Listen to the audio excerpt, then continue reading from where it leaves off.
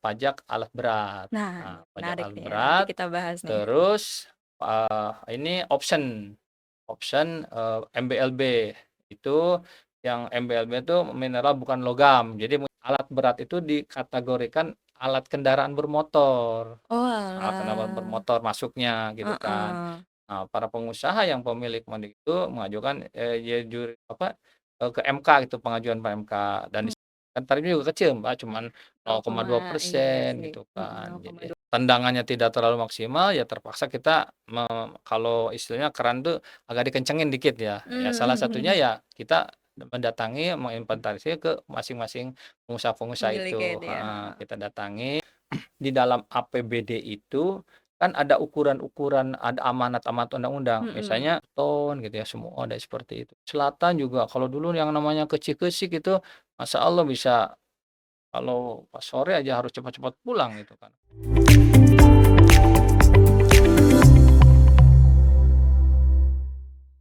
Halo Sobat Ekbis, jumpa lagi dengan saya Yashifa Yasmin dalam program Ekbis Banten Podcast. Oke, hari ini kita sudah kedatangan narasumber spesial kita nih. Kita mau ngobrol-ngobrol seputar pengelolaan pendapatan daerah di Provinsi Banten. Nah, penasaran kan nih teman-teman?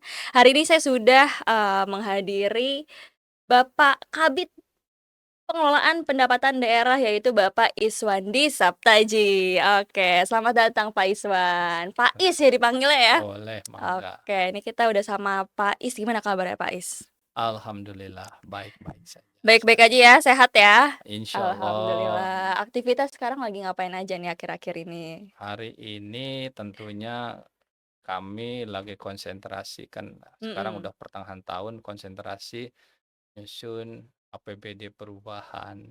APBD Oh. perubahan dan APBD untuk tahun 2025. Tentunya di dalam Mm-mm. APBD itu kan ada salah satu unsur dari struktur APBD itu pendapatan. Kita lagi berhitung-hitung lah gitu. Oh, ini berarti lagi sibuk ngitung nih ya, Lagi orang-orang hitung-hitung. Bapenda nih. Nah, kalau boleh tahu nih, Sobat Ekbis kan pasti masih belum tahu ya, sebenarnya tupoksi dari Bapenda itu sendiri tuh ngapain aja sih, khususnya di bidang pengelolaan pendapatan daerah nih, Pak. Iya. Itu apa aja sih? Ngapain aja sih? Kalau tupoksi secara umum, Bapenda Mm-mm. itu koordinator pengelolaan pendapatan. Mm-mm. Jadi semua pendapatan-pendapatan yang ada di Provinsi Banten itu dikelola, dikoordinasi oleh Bin Pendapatan. Oke. Jadi karena kan eh, dinas penghasil juga ada. Jadi ada beberapa dinas yang Hmm. menghasilkan pajak itu, retribusi, khususnya retribusi. Jadi koordinatornya kami. Itu secara umum itu kan dari Bapenda.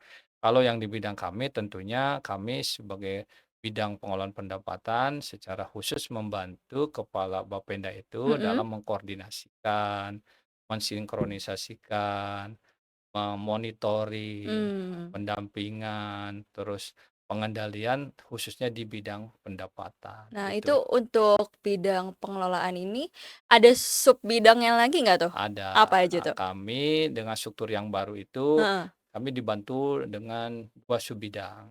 Oke. Satu bidang pendaftaran, pendataan dan penagihan. Jadi dia Apa sih pendaftaran, pendaftaran? penagihan, Mhm. penagihan dan penetapan. Oh. Jadi kan misalnya pajak itu eh, bisa menjadi kriteria atau kategori itu menjadi wajib pajak, kan harus didaftar dulu kan. Mhm. Kita tidak boleh sembarangan. Pajak kan pada prinsipnya secara tidak langsung kan kontribusi wajib dari warga, dari masyarakat yang dipungut secara atau berdasarkan undang-undang. Mhm. Artinya penjabaran dari undang-undang tersebut ya harus didaftar dulu gitu kan. Jadi kalau seseorang pengusaha atau perorangan belum didaftarkan ya tidak bisa jadi wajib pajak.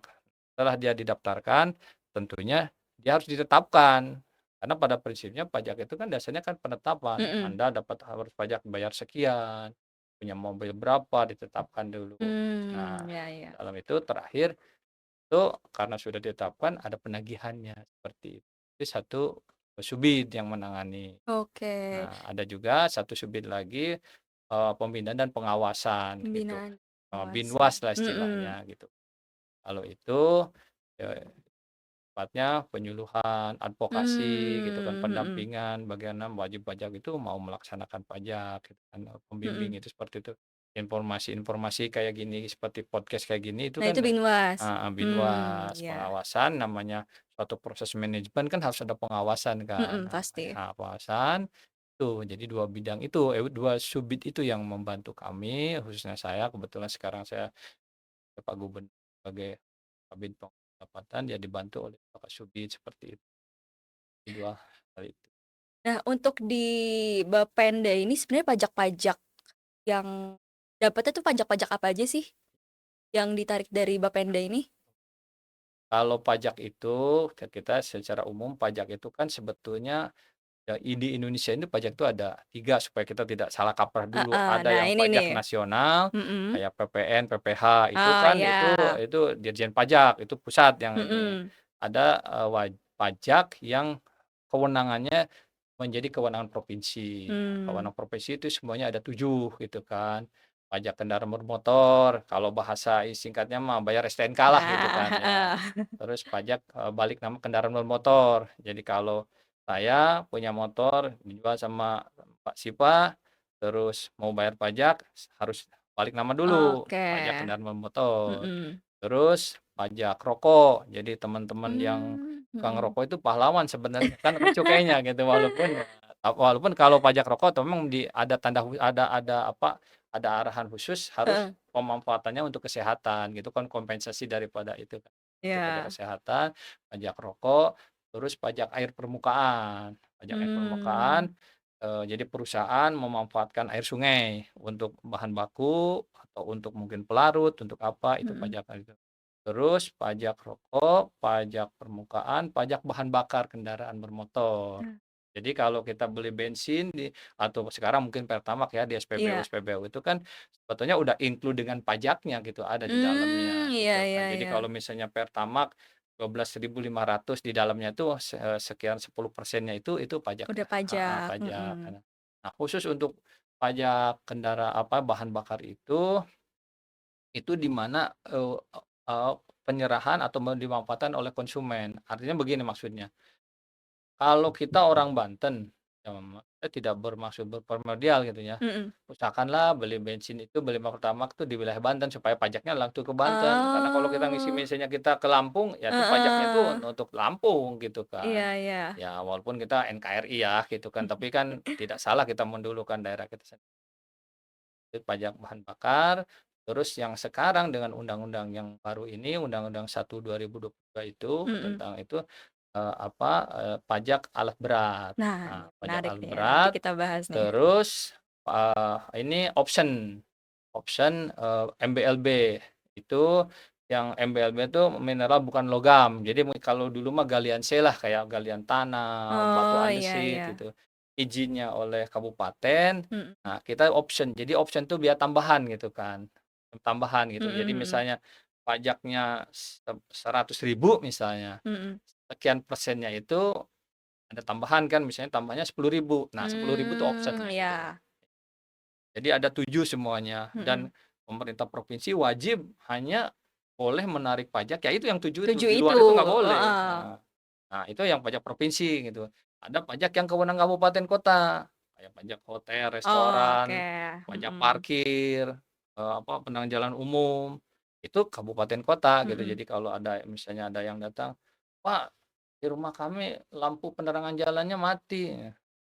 Oh, silakan ke kabupaten kota nanyakan, jangan bukan ke kami Eee, gitu kan. Walaupun kan itu kadang-kadang misalkan, mhm. sama-sama pemerintah, ya Iya enggak, iya, ada mungkin, kewenangan masyarakat awam mikirnya gitu ya, ya? itu pajak itu ada itu. Jadi yang Heeh. kewenangan provinsi itu ada 7. Tapi di antara 7 itu yang paling besar pendapatannya dari pajak yang mana nih? Kalau pajak setiap daerah di tiap provinsi ya, Mhm. eee, berlainan dari 7 pajak itu. Bagaimana kondisi ekonomi dan, Mhm. kondisi masyarakatnya Lingkungannya di ya? lingkungannya. Kalau di Di sini? Banten kalau di Banten itu pajak kendaraan bermotor, PKB itu, pajak Mmm. kendaraan bermotor hampir 70% lah gitu kan. Wow. Dari 7 mata pajak itu jadi paling dominan itu pajak kendaraan bermotor gitu Oh, kan. tapi yang paling nggak optimal yang mana, yang paling rendahnya?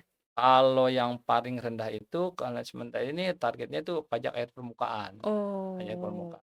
kan itu kan pajak air permukaan sungai-sungai juga nggak terlalu Iya banyak ya, kan ya, heeh. gitu kan. Kalau pajak kendaraan hampir semua di rumah ada yang punya Udah 3 iya, udah punya pada punya motor ya? motor gitu, Satu rumah motornya 2 atau enggak bisa 2 3 gitu 3 kan. sama dengan HP saingan kan ya. Nah, yoi. Nah, dari Bapenda sendiri ada nggak sih strategi untuk, apa ya, me men apa, meningkatkan pendapatan dari pajak gitu? Ada Oke, nggak ya pasti strateginya? ada dong. Apa tuh kalau boleh tahu? Karena gini kan, kita kan setiap tahun yang cerita di awal, kita kan sekarang lagi hitung-hitung nih bulan-bulan ini Mhm, kan, pendapatan itu kan. Artinya kan kita punya target setahun tuh misalnya kayak tahun 2024 sekitar 8,3 triliun lah oh gitu ini kan ya. target 2024 ya? 2024 Mhm, itu kan. Nah, untuk mencapai target itu kan harus direalisasikan kan, yoi, harus ada strateginya kan caranya, masa mhm. kita diem aja gitu kan, kan Nah itu harus apa aja? harus ditagih, harus seperti apa. Itu dilaksanakan dengan berbagai cara. Secara umum ada yang istilahnya langsung berhadapan dengan masyarakat, kayak sosialisasi gitu kan ya, seperti ini kayak podcast kayak gini kan dalam Iya, rangka sosialisasi, pajak itu dari mana, untuk apa, mhm, digunakannya seperti apa gitu kan. Karena kan masih banyak juga yang berpikir, "Wah, pajak juga nanti dilipetlah sama petugasnya kan." Nah, seperti itu kan adalah pemikiran walaupun tidak banyak, walaupun mungkin itu candaan-candaan. heeh. Nah, melalui sosialisasi kan kita terangkan, atau mungkin pas ada razia, "Aduh, maaf ya, pas saya kena razia, nggak tahu ini," katanya, "jangan tak kira STNK itu nggak diperpanjang," atau nah itu kan sosialisasikan, harus sosialisasikan, tetap aja diingatkan. Mhm, Walaupun banyak orang berdalih kan hanya untuk mengeles supaya tidak kena mhm, pajak, ada juga yang memang betul-betul tidak ngeh kan, tidak tidak tahu, tahu, tarifnya gitu, sosialisasi, terus itu melalui langsung, tentu juga kita menggunakan media massa gitu kan, media mhm, massa, media gitu kan. Seperti sekarang kita sudah menggunakan, apa istilahnya, WA gitu kan, lagi ngetren ya, WA Blast gitu kan. WA Blast itu kan jadi kita kan punya nomor HP pada saat pendaftaran awal, kan nomor HP-nya dicatat mhm, gitu kan. Kita memberitahu untuk tahun berikutnya tentunya. Ya misalnya, saudara Sipa nomor sekian, mau A berapa, mau ada habis, masa pajak bulan apa, biasanya 3 bulan sebelumnya iya pemberitahuan iya, gitu, "Oh iya gini bulan pajak," gitu heeh heeh, kan. Ya WA juga sekarang ada istilahnya melalui online itu, info PKB. Jadi kita info bisa, PKB, Play Store gitu kan, mhm, itu kan ada info PKB. mhm, Info PKB, jadi kalau misalnya, kita ingin bayar pajak gitu kan, berapa sih bayaran pajak kita itu? Kadang-kadang kan orang udah capek-capek ke Samsat gitu kan ya, "Apa sih harus dibuang di bawah?" Gitu, balik lagi kasihan kan iya orang bener, dan, "Oh iya, oh iya saya, pajak motor saya ini kurang lebih biaya misalnya 300.000," heeh, gitu kan, itu ada. bisa dilihat di info PKB Bisa, tadi gitu heeh, ya, jadi nah tinggal bisa hanya download ya? heeh, masukkan Mhm, nomor plat nomor depannya, nomor angka 4 angka, nomor mhm, belakangnya gitu kan. Kadang-kadang mmm, ya sekarang juga hal itu juga jadi candaan di antara teman-teman juga gitu kan. Kita kan tahu kan karena bisa aja sekarang jadi masukin punya SIPA misalnya, eh, langsung kita candain, "Eh, lu belum bayar pajak ya?" Gitu kan. langsung ketahuan ya? Langsung ketahuan. Nah itu, Mhm, online seperti itu jadi tes itu juga itu ya itu dalam strategi. Itu juga saya juga melalui, apa, media, apa istilahnya, outdoor gitu kan ya, kayak mmm, Videotron atau oh baliho iya, gitu kan, mhm, seperti itu. Itu sifatnya masih persuasif gitu kan. mhm, Tapi kadang-kadang juga karena kita memang target kalau nggak ampuh gitu ya? nggak ampuh, kita menggunakan kerjasama dengan kejaksaan. Oke, Kejaksaan, KK, jadi surat kuasa khusus gitu. Jadi mhm, kita menginventarisir nomor wajib pajak segini, mhm, tapi biasanya kan roda roda 4 gitu kan. Jadi kan kalau di istilah kami kan R2, R4 gitu kan. Jadi mhm, R2 itu motor gitu kan, mhm kalau mhm. R4 itu kendaraan. Biasanya itu yang kalau dengan kejaksaan itu yang R4 gitu kan. Dan kita pilih juga kan, tidak R2 mah capek-capek gitu kan ya. Nah, R4 itu kan kami kerjasama dengan kejaksaan gitu. Itu yang upaya yang terakhir seperti itu gitu. Jadi itu strategi-strategi untuk Heeh. mencapai Nah, target ya. iya. Tapi sejauh ini udah tercapai belum nih target 2024? Kalau kalau untuk semester satu Mhm. 6 bulan pertama, kita itu sudah mencapai, dari angka 8 triliun itu sekitar 3,4 jadi sekitar Ah, 56% lah. Jadi udah di mhm atas 50% kan mhm, ya, udah tercapai sih sih. kan Januari sampai dengan Juni kan Heeh, ya. masih ada semester Semester 2 2 kan ini, nanti, mhm, kalau semester 1 kita udah tercapai udah di atas 50% kan ya. mhm,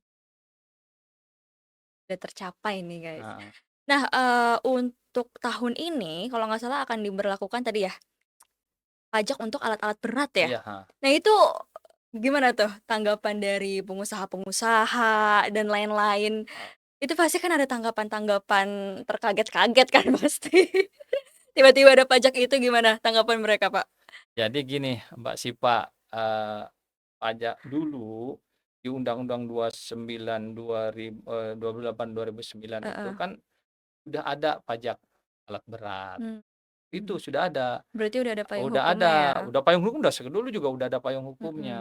Tapi pada saat itu alat berat itu dikategorikan alat kendaraan bermotor. Kendaraan Oalah, bermotor masuknya gitu kan. heeh, Nah, para pengusaha yang pemilik model itu mengajukan, ya ke MK gitu, pengajuan ke MK dan mhm, disetujui pada itu bahwa mmm, apa, alat berat yang alat berat dimaksud, itu dimaksud itu memang tidak masuk alat kendaraan bermotor yang harus didaftarkan. Nah, mhm. tetapi itu di pajak keputusan, MK itu nomor 15 tahun 2011 itu ada durasinya 3 tahun gitu kan.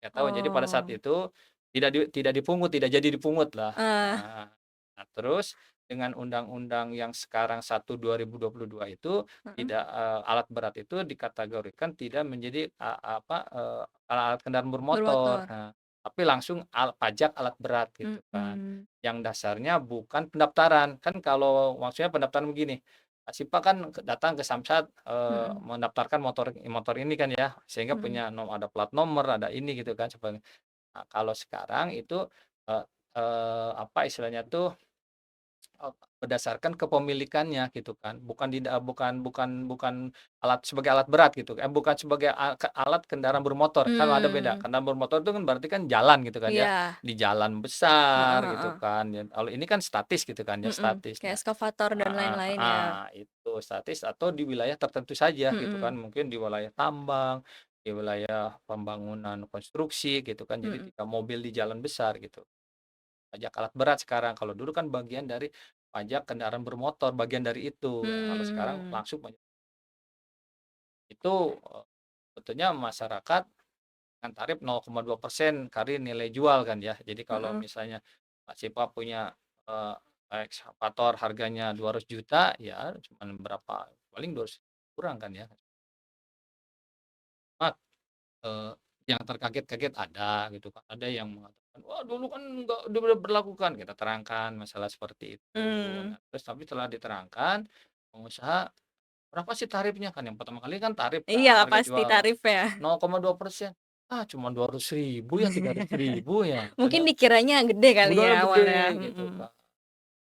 Jadi sih pada prinsipnya secara umum masyarakat, terlalu apa ya, jangan terlalu bereaksi gitu heeh, kan ya dengan adanya kan, oh dulu kan sekarang dimunculkan lagi kita terangkan. Nah, nah itulah kita iya, yang tadi di awal Mbak Sipa nanya strateginya mhm, seperti kita mau realisasi, kita melalui leaflet yang kita bagikan, mhm, kita melalui dialog-dialog seperti ini, kita datangi komunitas-komunitas yang pengusaha alat berat, kita undang, kita iya. kopi mo seperti itu, terangin gitu. Oh hanya begitu aja ya? Nah, ya itu seperti itu.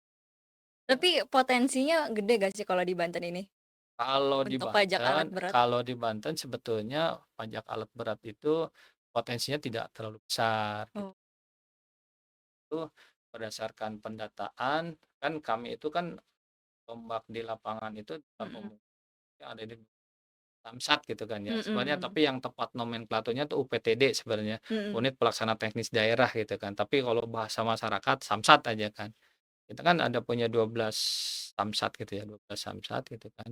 Yang satu samsat yang Kota Serang nggak ada alat beratnya gitu kan. ah, Sekitar sekitar angka 450-an lah unit gitu heeh, kan, seperti itu. Jadi nggak terlalu banyak.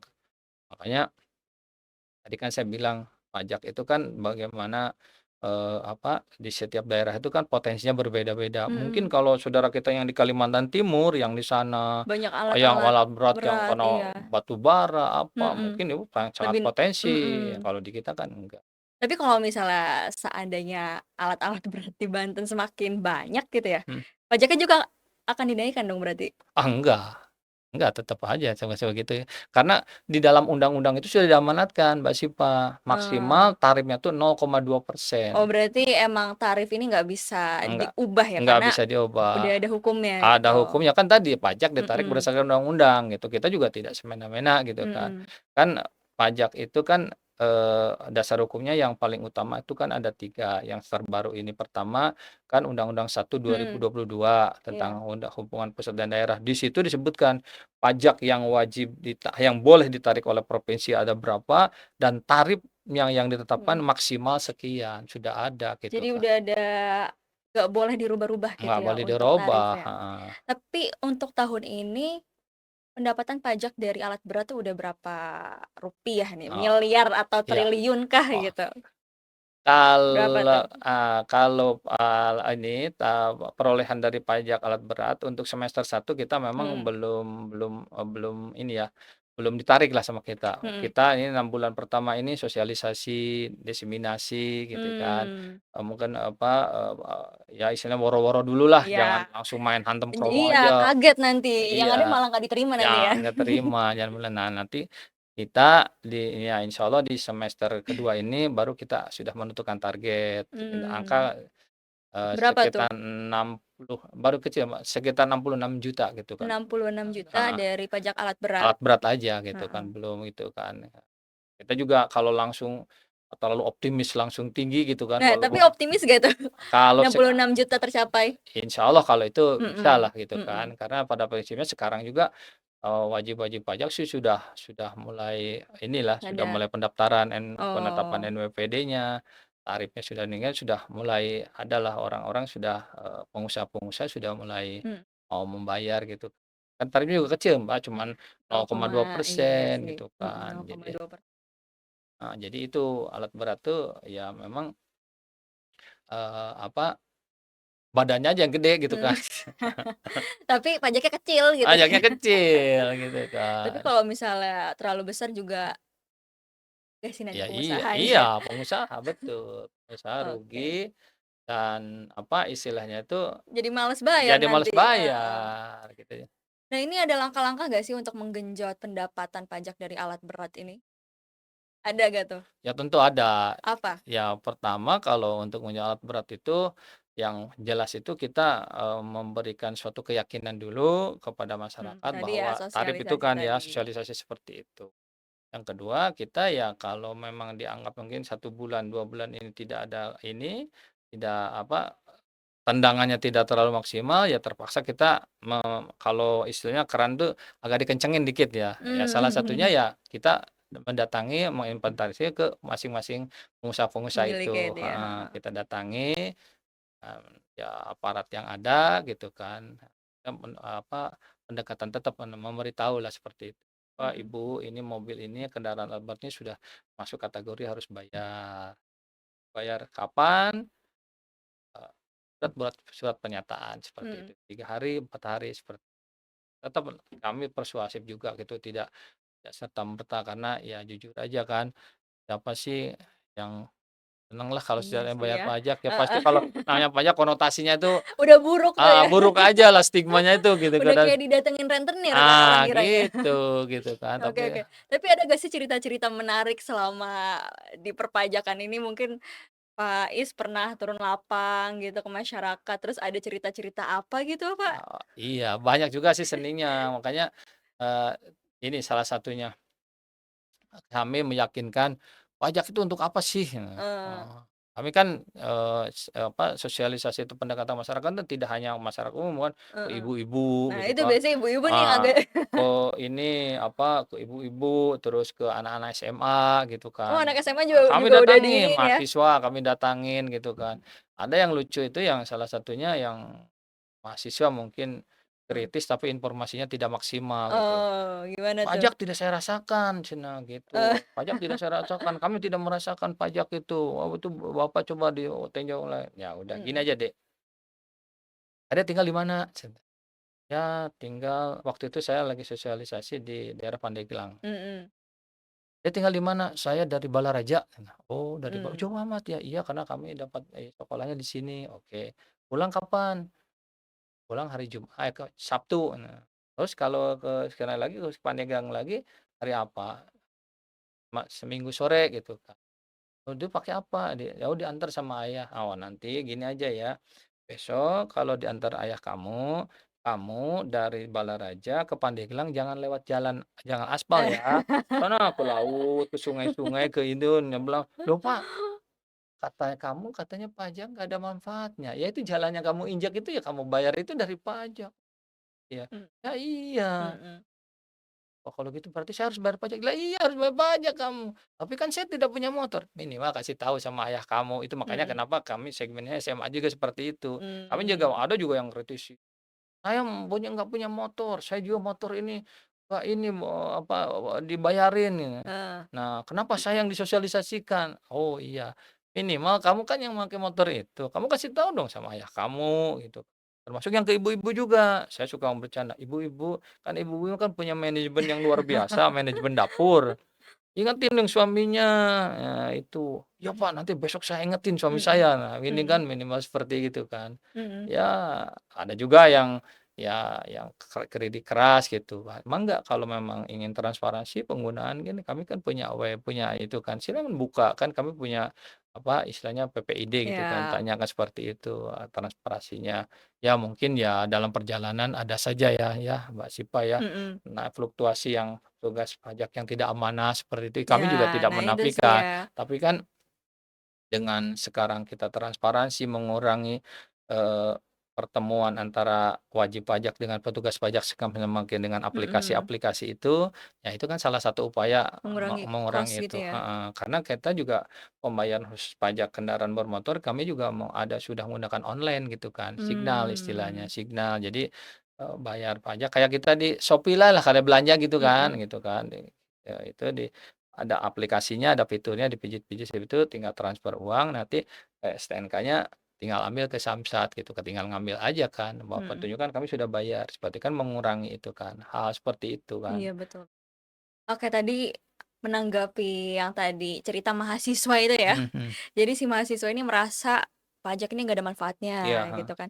Tapi menurut Pak I sendiri apakah pengoptimalan pengelolaan pendapatan ini udah maksimal gitu Pak? Di Kalau Banten ini iya, khususnya? kalau di kami pengoptimalan dari apa? Dari perolehannya atau dari cara Dari memperolehnya? cara perolehannya? Kalau cara perolehannya, tentu kita jangan berpuas dirilah gitu kan. Harus Mhm, dari tahun ke tahun, dari waktu ke tahun harus ada inovasi terus gitu. Tapi kalau dari ukurannya target mhm, kan kami punya target tahunan, target ya alhamdulillah setiap tahun tercapai sebetulnya ya itu sudah tercapai, tapi kan kita jangan jangan berpuas diri dengan, "Oh saya udah memenuhi target." Kalau hanya untuk memenuhi target kami sudah terpenuhi, artinya kalau ukuran itu jadi ukuran, berarti kan sudah optimal kan, sudah optimal gitu kan.